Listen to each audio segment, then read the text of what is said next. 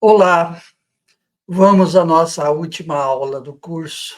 Nós vamos discutir hoje com vocês, apresentar 3 temas bastante importantes que quem cuida ou quem pretende conhecer a doença de Alzheimer e outras demências, porque serve para todas, este é o assunto importante dessa aula. 3 temas muitíssimo importantes, que nós vamos falar de cuidados paliativos, nós vamos falar de luto e nós vamos falar da fase terminal da pessoa com Alzheimer. Vamos lá. Vamos ao nosso primeiro slide. Cuidados paliativos, né, no Alzheimer e outras demências. Por que em outras? Porque é a mesma coisa. Cuidados paliativos, aliás, se aplica a todas as doenças. Cuidados paliativos é algo que foi criado de uns tempos para cá, que visa, e vocês vão ver o que visa os cuidados paliativos, né? Cuidados paliativos são um conjunto de práticas focadas, eh, no alívio de sintomas e no suporte emocional e psicológico. Eles não buscam curar a doença, mas sim melhorar a qualidade de vida. São aplicáveis a qualquer fase da doença de Alzheimer e devem ser integrado ao tratamento desde que feito o diagnóstico. Mas o foco principal são os pacientes na fase avançada. A doença de Alzheimer é uma doença de cuidados paliativos, porque a gente sabe que ela não tem cura. Então, você tem que sempre visar o conforto do paciente, você tem que visar o bem-estar do paciente. Mas, na fase avançada, esses cuidados paliativos se tornam mais imperativos. Por quê? Quando está na fase inicial da doença de Alzheimer, a gente tem esperança de dar um remédio. Não vai curar, mas o remédio vai melhorar um pouco os sintomas e dar a ele qualidade de vida. Sintomas de demência são aqueles que são sintomas comportamentais e os sintomas cognitivos, né? As alterações comportamentais e as alterações cognitivas. Já na fase avançada da doença de Alzheimer, a pessoa já não tem mais interação, ela está totalmente alheia ao que acontece, ela não tem mais a capacidade de reconhecer, de dar a sua opinião, de pedir e de fazer alguma coisa. Então, nós temos que fazer tudo por ela. E é uma fase que os remédios que nós usamos são remédios principalmente para aliviar a dor, para dar conforto, e jamais com o objetivo de tratar a doença, porque a doença já está num estágio que já não tem mais tratamento. Aliás, ela não tem tratamento definitivo desde o início, mas nós já não damos mais os remédios preconizados para as demências, né? Vamos lá ao segundo slide. Cuidados paliativos proporcionam diversos benefícios. Alívio dos sintomas, como dor, a insônia, a ansiedade, suporte emocional e psicológico para o paciente e para a família, melhora na comunicação entre equipe médica, pacientes e cuidadores. Planejamento de cuidados futuros, sempre respeitando o desejo do paciente, sempre respeitando o desejo do paciente é importante, porque como nós vemos ao longo da vida profissional, aí mais de 30 anos, atendendo, cuidando pacientes com doença de Alzheimer, muitas vezes o paciente ele tem um desejo, ele tem uma vontade, e quando ele perde a consciência, esse desejo, essa vontade não é respeitado, né? Então, isso é uma coisa bastante comum, a gente sempre tem que respeitar aquilo que o desejo que o paciente tinha. Cuidados paliativos, né, não é um abandono. Ah, foi para cuidados paliativos, já não dá para fazer mais nada. Olha, nós temos que entender que a doença de Alzheimer é uma doença crônica, não só a doença de Alzheimer, mas todas as demências são doenças crônicas, são doenças progressivas, são doenças degenerativas, né? E chega uma hora que nós temos que dar alívio à dor, fazer com que o paciente durma bem, fazer que ele tenha conforto, né? Então, o cuidados paliativo ele visa isso. Eu acho que a gente não tem que ficar com medo de cuidados paliativos. Por que que nós falamos cuidado paliativo na fase mais avançada? Porque quando o paciente ainda ele anda, ele caminha de um lado para o outro, ele alimenta com a sua própria mão, ele vai no banheiro, é claro que ele precisa de ajuda, mas ele faz alguma coisinha, ele colabora com alguma coisa. Já na fase bem avançada da doença de Alzheimer, o paciente está totalmente, eh, numa vida praticamente vegetativa, né. Aí os cuidados paliativos são muito mais indicados.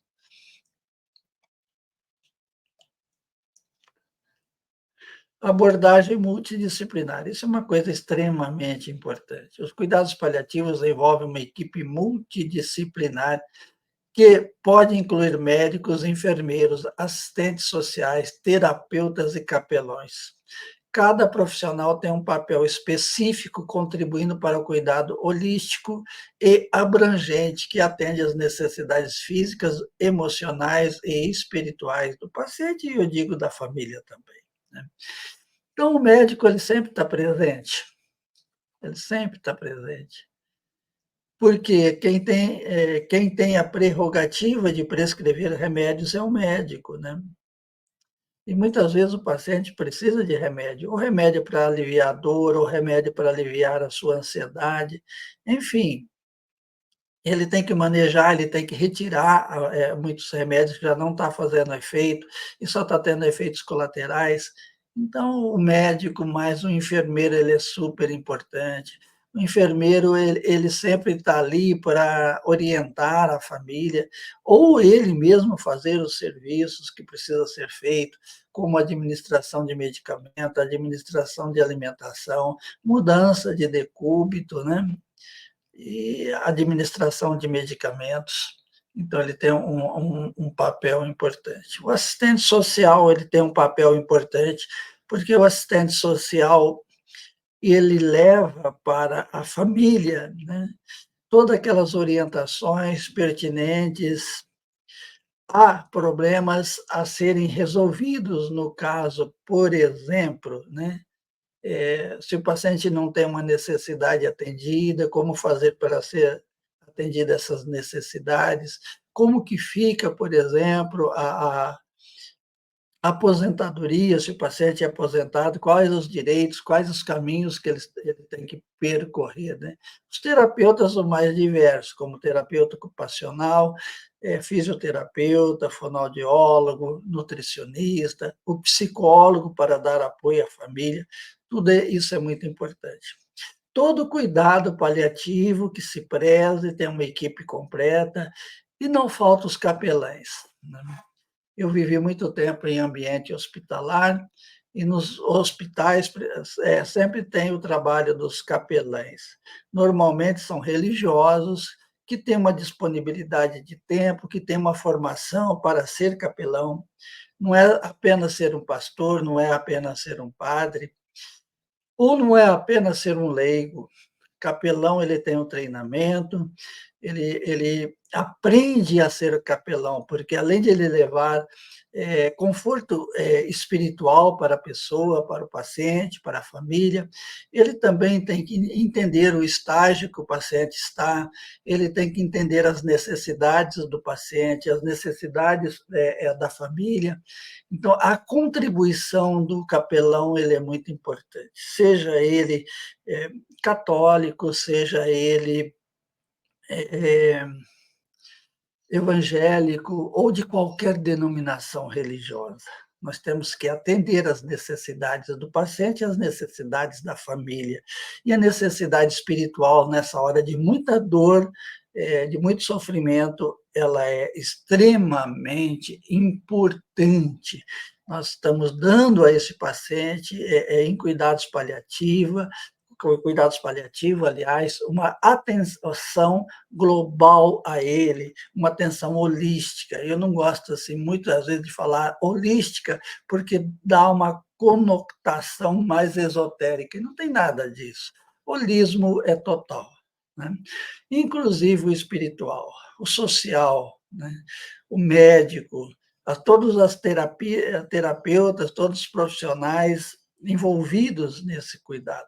Não tem como fazer cuidados paliativos só com o médico, né? Infelizmente, na grande maioria das vezes, o médico, quando ele está muito presente, ele se desdobra para fazer muitas funções que não são pertinentes a ele, mas por falta de uma equipe, por falta de um serviço, por falta de profissionais.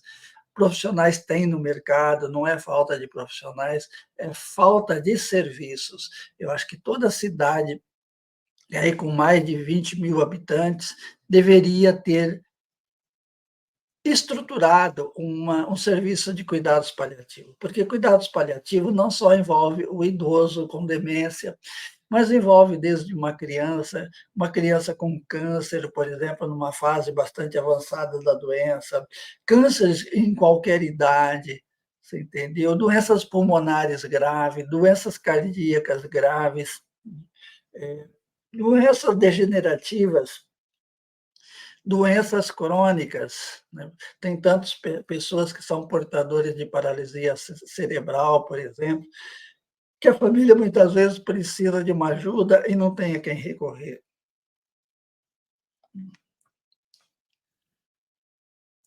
Algumas estratégias eficazes em cuidados paliativos para Alzheimer incluem. Quando eu falo Alzheimer, eu incluo aqui todas as demências.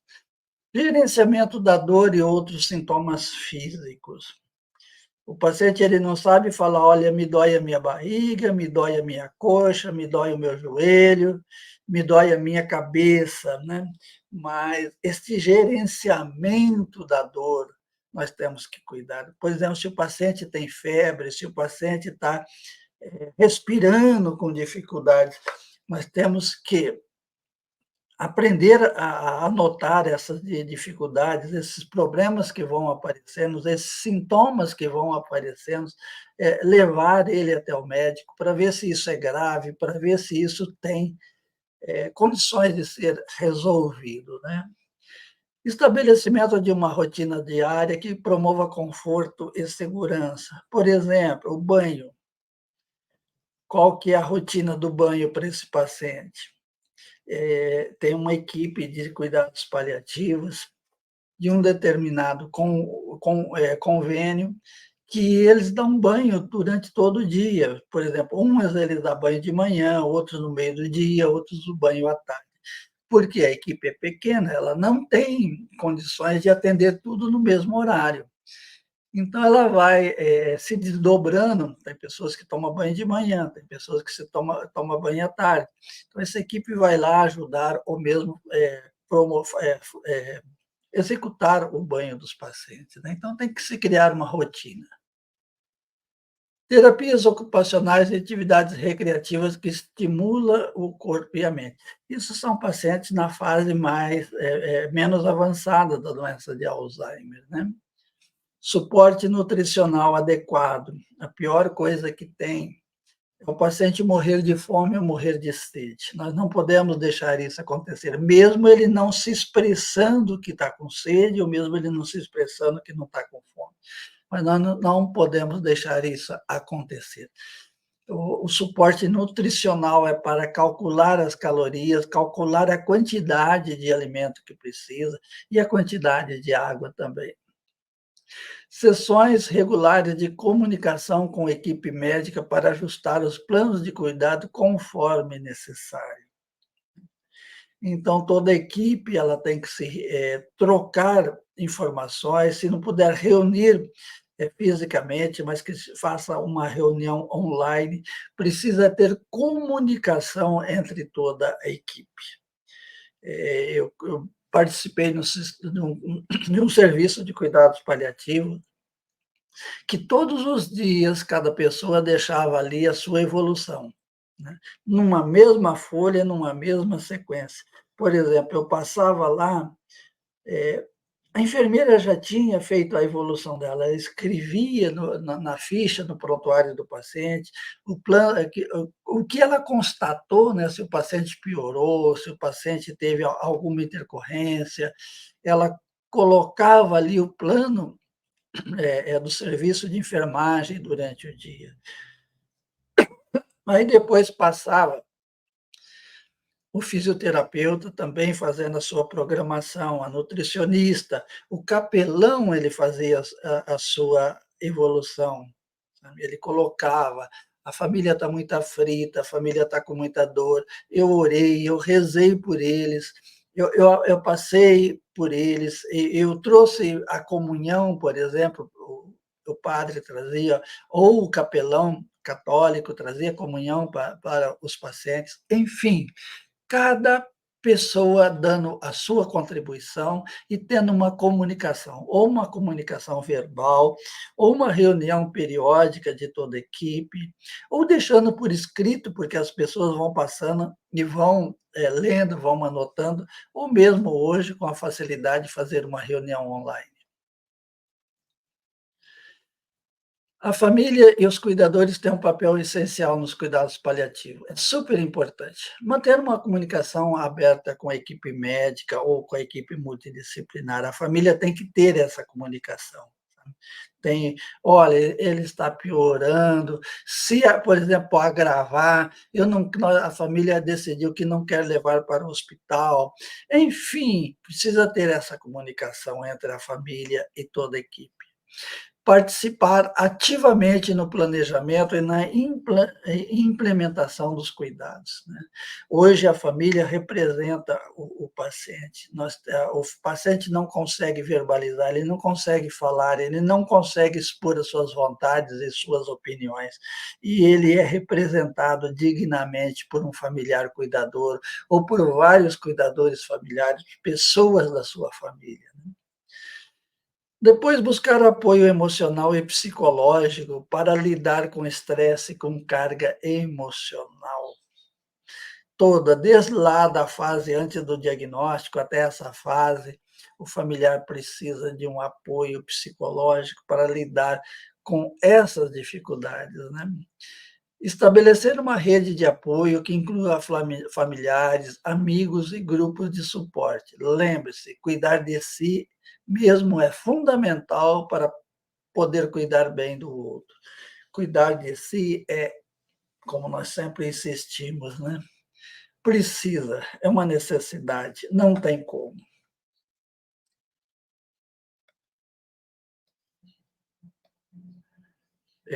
E por fim, a nossa conclusão. Os cuidados paliativos são uma parte essencial do tratamento da doença de Alzheimer e de outras demências, proporcionando conforto e dignidade ao paciente.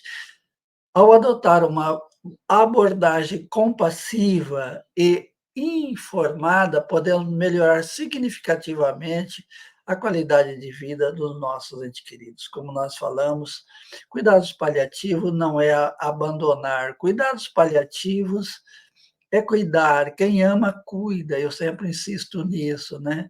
Agora, os cuidados não são os mesmos durante toda a fase das demências e da doença de Alzheimer. Cada fase tem a sua particularidade. A doença de Alzheimer ou outras demências são doenças progressivas, não tem como, você impedir o avanço dela até nos dias de hoje, mas cuidar bem, dar carinho, dar amor, evitar as dores, são fundamentais, né. Nós não podemos deixar que o nosso ente querido com Alzheimer sofra. Nós temos que, primeira coisa, fazer a nossa parte, né, nós precisamos fazer a nossa parte, é a primeira coisa que nós temos que fazer. Depois ter um diálogo com a família, ter um diálogo com a equipe, com toda a equipe, poder, né, representar com dignidade o nosso ente querido. Como nós falamos, o paciente com Alzheimer, hoje, numa fase dessa, ele é representado por um seu familiar ou por várias pessoas da sua família. Nós não podemos deixar de atender às vontades e às necessidades do paciente. Hoje ele não tem mais condições de expressar a sua vontade, de expressar as suas necessidades. Lembre-se, você é o familiar, você é o depositário disso tudo, né. Eu estou aqui, trocando os slides, como eu já falei para vocês, o nosso aplicativo aqui tem uma capacidade de até 8 slides, então nós não conseguimos colocar tudo de uma vez e cada assunto abordado nós temos que trocar os slides. Agora nós vamos falar de um assunto muito, muito, muito importante, né? Que é a fase terminal, né? Aquela fase que antecede a morte do paciente, né?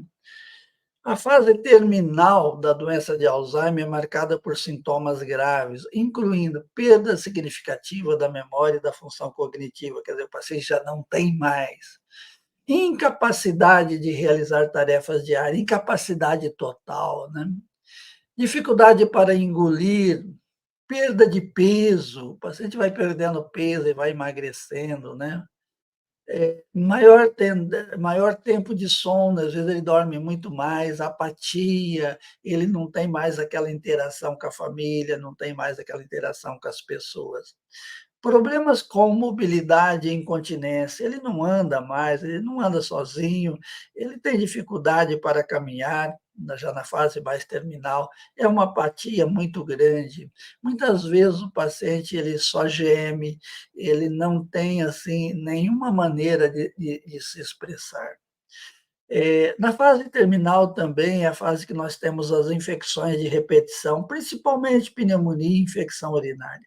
Apesar que todo paciente ele está sujeito a outras infecções, como viroses, como a gripe, por exemplo, outros tipos de viroses, eh, as viroses intestinais que causam diarreia, ele pode ter erisipela, sabe? Ele pode ter outros tipos de infecção, infecção de pele, pode ter, mas as mais comuns são a pneumonia e a infecção urinária. Aliás, são as duas que mais matam, e a que mais mata mesmo é a pneumonia.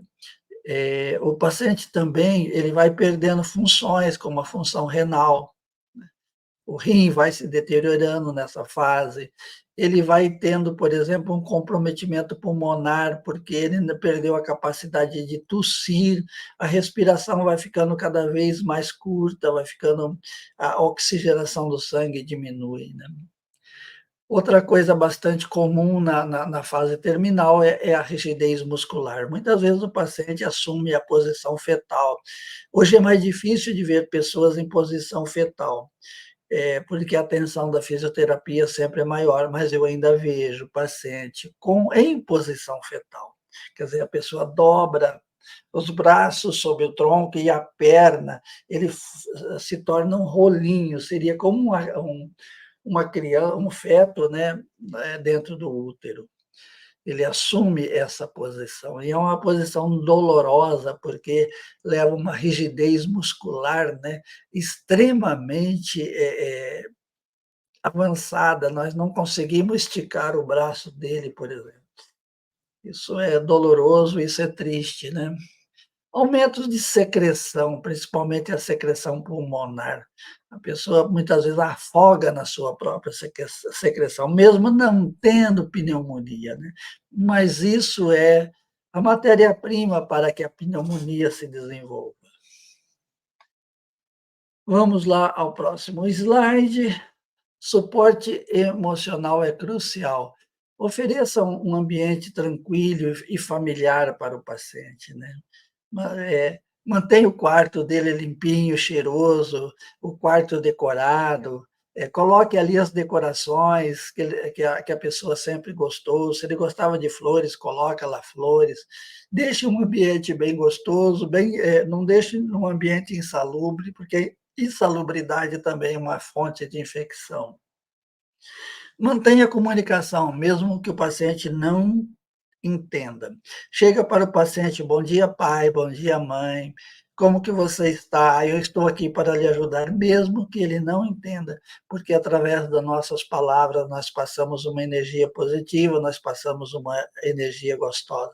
Também segure a sua mão, faça carinho, tudo isso ajuda bastante. Use músicas e toques gentis para confortar. A música, ela carrega consigo uma energia, e nós sabemos que a última memória que o indivíduo perde é a memória musical. Então coloque ali no ambiente uma caixinha de som, que as músicas que a pessoa gostava na sua infância, na sua adolescência, as músicas da sua memória afetiva. Incentive a presença de familiares, amigos próximos para oferecer suporte emocional. Não negue a visita, sabe. Estabeleça: "Olha, nós estamos aqui", por exemplo, você receber um visitante na hora que ele está tomando banho, que você está fazendo a higiene, é ruim. Então orienta: "Ó, faça uma visita de tal hora", mesmo que ele esteja dormindo, mesmo que a pessoa esteja dormindo, mas venha, traga carinho, traga amor, traga uma prece, traga uma oração, tudo isso vai ajudar. Presença constante de um capelão, né. O capelão, ele dá conforto, espiritual, não só para o paciente, para a família, né.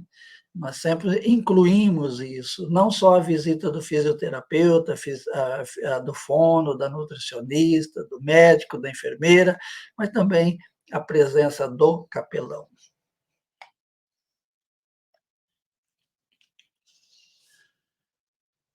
Os cuidados físicos são essenciais nessa fase. Gerenciamento da dor e outros sintomas desconfortáveis. Por exemplo, o paciente não tem condições de falar: "Eu estou com dor, dói a minha perna, dói a minha barriga". Mas você tem que fazer uma leitura e, através dessa leitura, você identifica possíveis dores, né. Ou, monitorar a respiração, monitorar a pressão, né, tudo isso é importante. Manutenção da higiene pessoal e prevenção de feridas de pressão, né, as úlceras de pressão. Evitar a escara, nessa fase é muito comum as escaras, né, ou as úlceras de pressão, como se chamam hoje. Então, uma higiene adequada, um colchão, pneumático, um colchão casca de ovo, não deixar a pessoa mais de 2 horas na mesma posição, mover essa pessoa por bastante tempo, tudo isso vai ajudar bastante. Alimentação adequada, hidratação. Imagine uma pessoa, mesmo não tendo sede, mesmo não externando a vontade de beber água, mesmo não pedindo para comer, ela tem necessidades, até para manter o metabolismo, manter o funcionamento normal do organismo. Então ela tem necessidade. Não vamos deixar a pessoa morrer de sede, morrer de fome. Não tenha medo de fazer uma gastrostomia nessa época da vida. A gastrostomia, ela não vai curar, ela não machuca, mas ela vai dar aquilo que o paciente, sempre precisa, que é água, comida e medicamento, né. Uso de técnicas de posicionamento e mobilização para evitar complicações. Pois é, como nós já falamos, não deixar o paciente mais de 2 horas na mesma posição, colocar numa posição confortável. Muitas vezes a posição deitado, retinho, não é confortável, você pode deixar por uns tempos, mas depois levante a cabeceira da cama, fique aí naquela posição por volta de 45 graus de cabeceira elevada, que é a mais confortável para o paciente, né. Isso evita muito complicação. Se você deixar o paciente muito deitado, de boca para cima, a possibilidade de fazer pneumonia é muito maior mesmo. Então, posicione, mude de posição constantemente. Você, quando faz isso, além de estar fazendo a prevenção de úlcera de pressão, ou seja, as escaras, você está dando conforto para o paciente, né. Monitorar infecções. "Ah, teve febre, mas por que que teve febre?", né. Será que está com alguma, eh, infecção? Será que faz infecção urinária de repetição, faz pneumonia? Monitore, isso é importante, mantenha um diálogo com o médico. Se tiver dificuldade, chama o serviço de emergência, né. E, por fim, cuidar em casa, se possível. Eu acho que é uma fase muito difícil de você tirar a pessoa da cama dela, da casa dela, né. Se for possível cuidar em casa, por exemplo, se tiver uma pneumonia, se for possível dar um antibiótico venoso em casa, fazer uma home care para a aplicação de remédio, é importante, sabe. A casa é o ninho, a casa é o conforto, a casa é onde a pessoa deveria morrer, sabe, do que morrer num ambiente frio, gelado, de um CTI, sem a presença da família, né. Então nós temos que zelar por isso. Planejar com antecedência é família, é fundamental. E por que é fundamental? Discute as preferências de fim de vida com a família e com a equipe médica. Por exemplo, olha, ele ou ela sempre externou a vontade: "Eu não quero ir para o CTI, eu não quero fazer hemodiálise, eu quero morrer na minha casa". Enfim, todas essas vontades têm que ser externada, da a família tem que externar isso, comunicar à equipe médica, sabe. Porque a equipe médica, quando não existe, essas diretivas de vontade do paciente, da família, eles vão correr o protocolo. Quer dizer, o protocolo manda entubar, vamos entubar, né. Então sempre a gente tem que discutir esses assuntos relacionados ao fim da vida da pessoa. Considera a criação de diretrizes antecipadas em documentos legais, como testamento vital. Isso é quando o paciente ainda tem condições. Se você conseguir fazer uma declaração de vontades ou um testamento vital, vai ajudar muito nessa fase, né? A fase, isso faz respeitar as vontades do paciente, quantos cuidados que ele sempre desejou ter no final da sua vida. Decida sobre hospitalização ou uso de intervenções médicas, como alimentação por sonda. Embora eu sempre digo que sonda não machuca, sonda é para atender uma necessidade elementar do ser humano, de todos os seres humanos, que é comer, beber. Comer, alimentar-se e beber água para hidratar-se. A família e cuidadores são a base do cuidados. Pode falar, pode ter uma equipe, pode ter o que for, mas a família é sempre a base, né? Mantendo-se informados sobre a condição e o plano de cuidados. O familiar que está mais presente, ele deve, por obrigação, comunicar a toda a família: olha, ela está assim, ele está assim, está acontecendo isso, sabe? Comunique, mesmo o filho ausente, mesmo o filho que nunca deu, uma atenção para a doença da mãe, do pai, exerça o amor, exerça a compaixão, sabe. Não deixe de avisar. Ofereça apoio emocional e cuide de si mesmo. Ofereça apoio emocional e cuide de si mesmo para evitar esgotamento, né. Então você tem que oferecer apoio emocional ao paciente, você tem que oferecer apoio emocional a outras pessoas da família, mas você tem que cuidar de si mesmo, sabe. Utilize serviços de cuidados paliativos para suportes adicionais. Por exemplo, está cuidando em casa, o paciente procure sempre, cuidados paliativos. Por exemplo, um médico de família, ó, se passar mal à noite, né, se ele vir a falecer, o que eu devo fazer? Procure isso. O que tem na cidade? Não tem um serviço de cuidados paliativos, mas tem um serviço de medicina da família, né, tem um pronto atendimento de 24 horas, né. Por exemplo, você leva, ela está com muita febre, ela está, com dificuldade para respirar, você leva para um serviço de pronto atendimento. Mas informe: "Olha, ela está na fase avançada da doença de Alzheimer, já numa fase terminal, nós não queremos que faça procedimentos extremamente invasivos, né. Nós queremos que alivie a febre dela, que alivie o conforto respiratório, mas se tiver que entubar, colocar por exemplo, em aparelho de respirador, nós não queremos, nós não desejamos isso. Porque numa fase dessa, não que é errado, entubar, levar para respirador, não. Mas quando a pessoa está numa fase avançada da doença de Alzheimer, já numa fase terminal, o respirador, né, o entubar, ou levar para uma respiração artificial, só vai promover a vida dentro de uma qualidade de vida muito ruim, e não vai adiantar, você vai adiar o sofrimento. Participe de grupos de apoio e busque orientações profissionais quanto necessário, né. Então procure apoio, sempre procure apoio, sabe, o apoio é fundamental. E por fim, a conclusão. Enfrentar a fase terminal da doença de Alzheimer e outras demências é um desafio emocional e físico. Com compreensão, planejamento e suporte adequado, podemos proporcionar dignidade e conforto aos nossos entes queridos durante esse período difícil. Então, minhas amigas, meus amigos, é, é triste, mas são situações que quem tem um ente querido com doença de Alzheimer vai enfrentar. Não tem como, vai enfrentar mesmo. E nós temos que estarmos preparados para tudo isso. Fique aqui mais um pouco, porque o assunto seguinte é bastante interessante. Nós vamos falar de luto, né?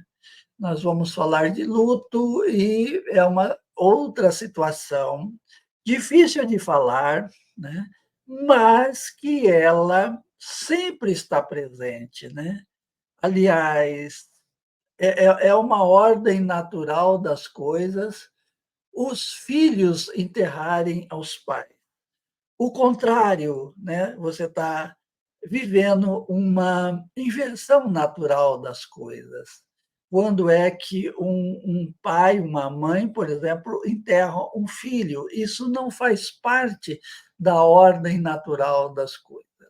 Agora, o filho enterrar os pais é a ordem natural, sabe. Triste, é doloroso? É, mas faz parte, não tem outra maneira, sabe. São coisas da vida, são coisas se a gente não morrer antes, a gente vai passar por esta situação. Só um pouquinho que eu estou aqui, eu estou aqui para nós, subirmos os slides. Eu quero dizer a vocês que essa é a última aula, né.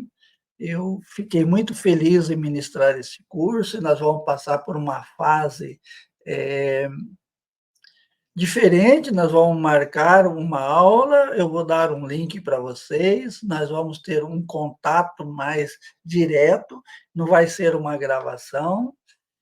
Nós vamos discutir durante aí 2 horas e meia, 3 horas e meia, todos os assuntos. Nós vamos fazer uma revisão e nós vamos ver aquilo que é mais importante para vocês.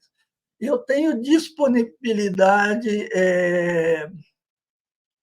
eu tenho disponibilidade às manhãs, algumas manhãs, por exemplo, amanhã de segunda, de quarta e de sexta, eu tenho disponibilidade para fazer essa aula. Às tardes, a minha disponibilidade é muito pouca, só tenho disponibilidade à sexta-feira.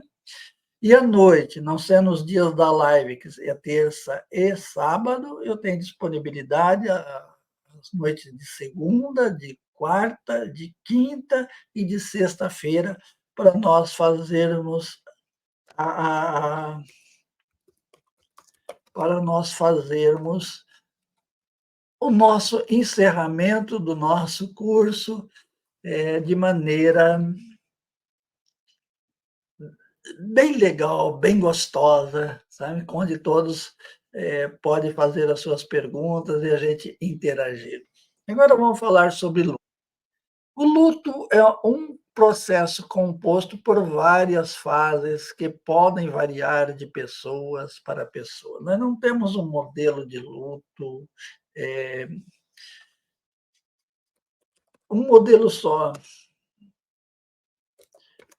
Nós não temos um modelo só, nós temos várias pessoas que passam por todas as fases, nós temos pessoas que passam só por algumas, tem pessoas que têm uma aceitação muito boa, tem pessoas que passam 2, 3 anos e ela não teve aceitação ainda, e quanto mais tempo leva para ter essa aceitação, ela é mais dolorosa. Mas vamos assim, algumas fases, né. Primeira fase é negação, dificuldade em aceitar a realidade da perda.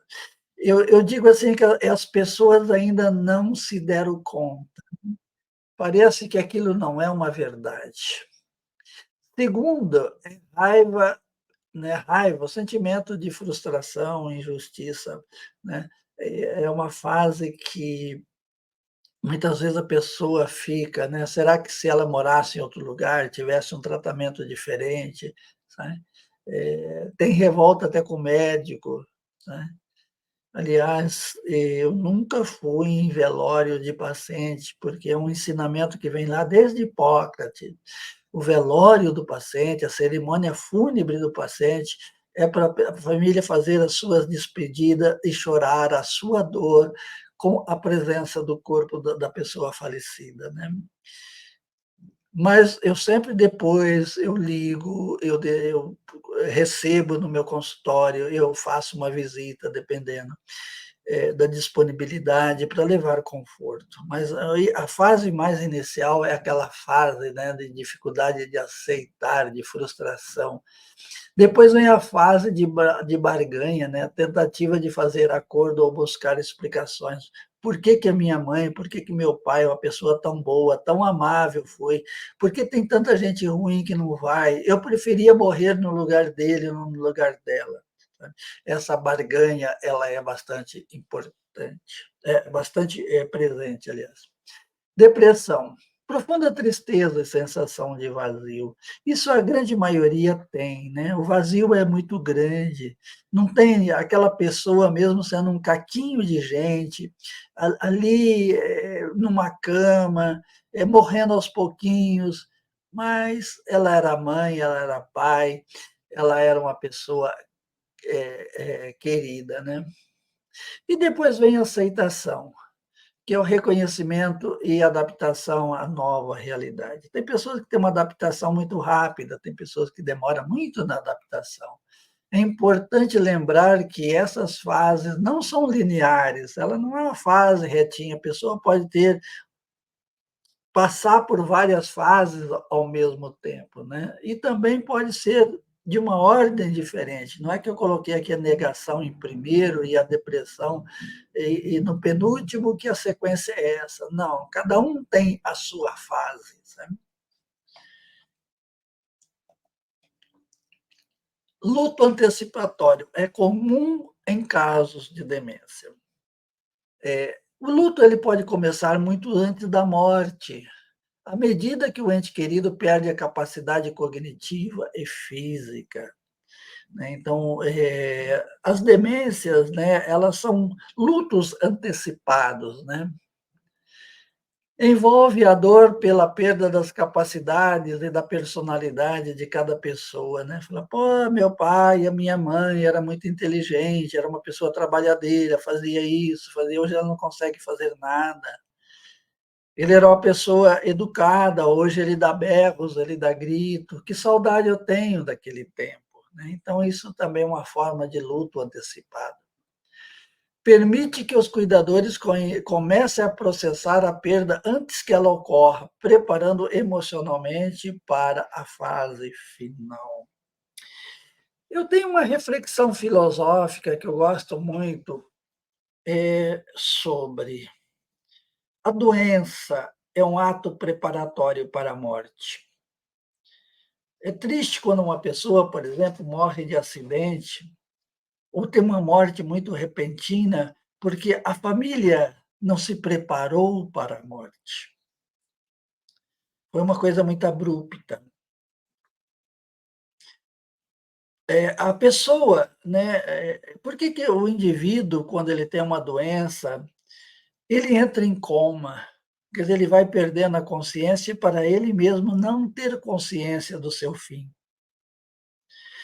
Aliás, todas as doenças infecciosas, metabólicas, as pessoas vai para o coma, sabe. Uma doença que quase não vai para o coma no final da vida é o câncer, porque a dor é tão forte, a dor é tão lancinante, que ele não precisa ter a perda da memória para a família ir se acostumando com a ideia que ele vai morrer, que ela vai morrer, né.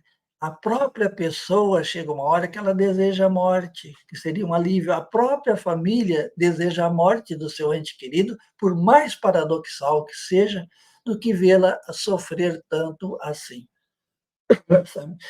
Então, ou a pessoa perde a memória através do coma, né, ou ela perde a memória através das demências. Isso é um ritual preparatório para a morte. Superar o luto é um processo individual e pode incluir: busca apoio emocional de amigos, familiares ou grupo de suporte. 2, participar de terapia ou aconselhamento psicológico. Ajuda muito. Eu recomendo para todos. Encontrar formas de homenagear e lembrar seu ente querido. Tem muitas pessoas que, por exemplo, dependendo da religião, por exemplo, na religião católica tem a missa de sétimo dia, tem a missa de mês, tem outras culturas, outras tradições, que tem todo o seu ritual depois da morte. Esses rituais ajudam, esses rituais são consolos, né, e deve ser incentivado e deve ser feito de acordo com a tradição da família, a tradição cultural, a tradição religiosa da família, né. Manter uma rotina e cuidados da saúde física e mental. Você tem que cuidar. Olha, eu preciso agora me cuidar melhor. Não é só eu preciso, eu vou cuidar melhor, eu estou cuidando melhor. Não ficar só na promessa. Cuidar da sua saúde física, da sua saúde mental, para você seguir em frente na vida, né? Permitir-se sentir e expressar todas as emoções relacionadas ao luto. Se você tiver que chorar, chore. Se você tiver que reclamar, reclame. Se você tiver que gritar, grite. Esse é um processo normal que ocorre durante o luto. Autocuidado é crucial durante o luto. Durma adequadamente e mantenha uma alimentação saudável. Tem gente que fica aí 15, 20 dias sem comer, que perde noites de sono. É um dos poucos momentos que, às vezes, eu indico algum remédio para dormir, né, mas se puder evitar, melhor. Mas procure dormir melhor, procure alimentar-se melhor. Pratique atividades físicas regularmente, né. Quando você estiver triste, quando você está com insônia, vai caminhar, faça uma atividade física um pouquinho mais puxada, isso vai estimular seu apetite, isso vai ajudar você a dormir melhor. Evite o uso de álcool e outras formas como forma de escapar das emoções. Eu me lembro que uma vez eu fui chamado para atender uma senhora em casa, eu cheguei lá, ela estava morrendo, ela era uma paciente de uma fase avançada da doença de Alzheimer. Eu entrei no quarto e a família estava toda reunida na sala, eu constatei o óbito da paciente, da pessoa, e saí na sala e comuniquei: "Ó, infelizmente ela partiu". E teve um filho dela que tomou um copo de uísque sem gelo, sem nada, sem água, né. E eu fiquei olhando aquela cena, né. Ele, assim, naquele desespero, foi lá, pegou uma garrafa de uísque, um copo enorme e bebeu. Nós devemos evitar essas situações, né. O álcool é apenas uma coisa muito passageira. A pessoa pode ter até uma sensação que ela melhorou, mas essa sensação passa logo. Eh, reserve um tempo para atividades que tragam prazer e relaxamento. Por exemplo, visite uma amiga, faça um passeio, faça atividade física. Procure aquilo que você gosta, faça, isso vai ajudar a você nesse processo de luta, né. Não tenha pressa em superar o luto, dê a si mesmo o tempo necessário. Não brigue com você mesmo, sabe. Se você passou 6 meses, você está triste, faz parte do processo. Você tem que procurar ajuda, sim, você tem que procurar distrair, sim. Você tem que ter uma nova energia, como fazer uma atividade física, ou uma nova energia emocional, ouvir uma música, ou uma energia espiritual, conversar com seu líder religioso, por exemplo. Tudo isso faz parte da terapia do luto, sabe. Mas se permita. A gente tem que se permitir. Uma rede de apoio é essencial para enfrentar o luto. Conecte com grupos de suporte para pessoas que perderam entes queridos para a demência. Converse com outras pessoas, né? O nosso grupo de apoio do Telegram. Quando a pessoa participa de uma live nossa e comunica, infelizmente a minha mãezinha essa semana foi embora. Permita-se receber o conforto, apesar que não existe palavras que substitua uma perda, como perder um ente querido, mas sempre uma palavra de conforto ajuda, principalmente quem já passou por situações semelhantes, né. Utilize recursos comunitários e serviço de apoios a cuidadores enlutados. Nem sempre tem esse serviço, né, mas se tiver, procure. Não hesite em pedir ajuda a amigos, familiares, quando necessário. Diga: "Olha, estou sofrendo muito com a morte da minha mãe. Eu preciso de um apoio emocional, eu preciso de uma ajuda psicológica, eu preciso de um ombro amigo para chorar". Não tenha medo de fazer isso, né. Considere participar de cerimônia de despedidas ou rituais que ajudam no processo de aceitação e despedida, como nós já falamos. Se a tua religião, tem os seus dias de oração, faça, sabe. Se tem alguns rituais de despedida, faça. Siga a sua tradição, siga a sua religião, não tenha medo de fazer estas cerimônias. E, por fim, autocuidado é crucial durante o luto. Durma adequadamente e mantenha uma alimentação saudável, né. Pratique atividades físicas regularmente, como nós falamos, evite o abuso de álcool ou mesmo remédios, sabe. Muita gente acha que o remédio vai passar a dor do luto, um calmante. Não, não vai. Reserve um tempo para as suas atividades que tragam prazer e relaxamento. Isso é uma conclusão, né. Não tenha pressa em superar o luto, dê a si mesmo o tempo necessário, como nós acabamos de falar. Minhas amigas e meus amigos, terminamos aqui o nosso curso. Espero ter sido útil, ter colaborado com vocês. Deixe seus comentários. Vamos estudar uma data que seja bom para mim e para vocês, para nós fazermos a nossa aula, que será através de um link. Nós vamos mandar um link. Deixe quais são os horários que vocês podem.